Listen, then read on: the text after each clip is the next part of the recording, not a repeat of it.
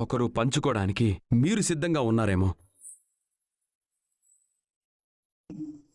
కానీ మీరొకటి గమనించట్లేదు.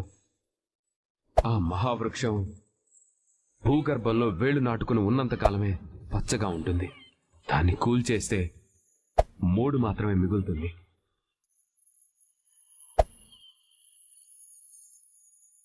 అది మీకిప్పుడు అర్థం కాదు. ఇప్పటికైనా మించిపోలేదు ధాన్యం. నువ్వు ఆస్తి కోసం అందర్నీ దూరం చేసుకుంటున్నావు. అలా ఎవరికి వాళ్లే వాటాలు తీసుకుంటే అక్కెవరు, చెల్లెవరు, భార్య ఎవరు, భర్త ఎవరు?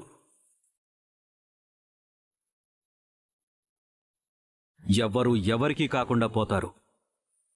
ఎన్నాళ్ళు మా నాన్న రుద్రాణిని తన కొడుకుని పెంచి పోషిస్తున్నాననుకున్నాడు. కానీ ఈ ఇంట్లో చిచ్చు పెట్టడానికి 2 దరిద్రాలను పెంచి పోషించాడని ఇప్పుడు వీళ్ళెలాగూ సర్వనాశనం అయిపోతారు.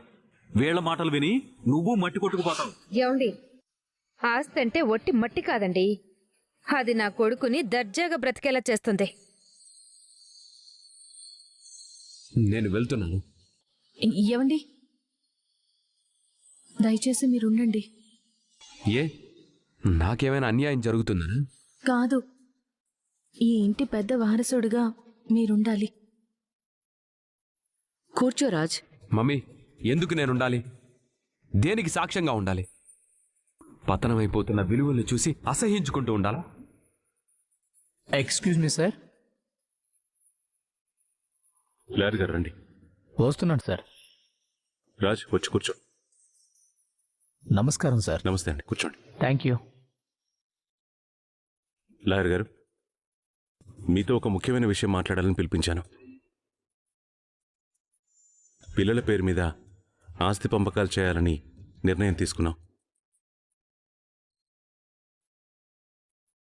దాని ప్రకారం ఆస్తి ముక్కలు చేసి అందరికీ సమానంగా పంచాలి.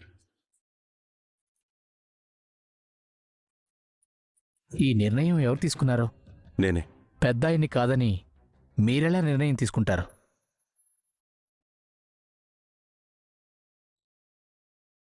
ఆయన్ని కాదని తీసుకోవడం లేదు. తప్పనిసరి పరిస్థితుల్లో ఈ నిర్ణయం తీసుకోవాల్సి వచ్చింది. సారీ సార్, ఆ హక్కు మీకు లేదు.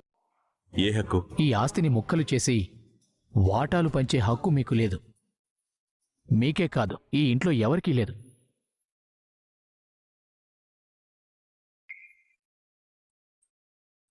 ఆ మాట చెప్పడానికి మీరెవరు? నేను చెప్పింది చేయడమే మీ పని. మీరు చెప్పింది చేయడానికి ఇక్కడెవరూ ఆధారాలు లేకుండా రాలేదు.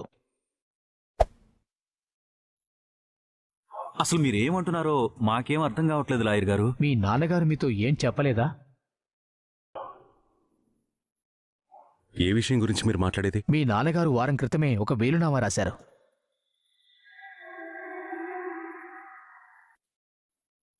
వీలునామా రాశారా? మాకేం చెప్పలేదే. ఈ ఇంటి పెద్దలకే చెప్పలేదు. ఉప్మాలో కరేపాకు నీకెందుకు చెప్తారు? స్వప్న, నువ్వాగు. ఆ వీలునామా ఇప్పుడు మీ దగ్గరుందా లాయర్ గారు? ఉందమ్మా. సీతారామయ్య గారు కోలుకొని తిరిగొచ్చాక రావాలనుకున్నాను. ఈలోపే పిలిపించారంటే ఆయన ఈ విషయం మీతో చెప్పుంటారనుకున్నాను. సరే, ఎప్పటికైనా ఈ విషయం మీకు తెలిసి ఉండాలి కాబట్టి తీసుకొచ్చాను.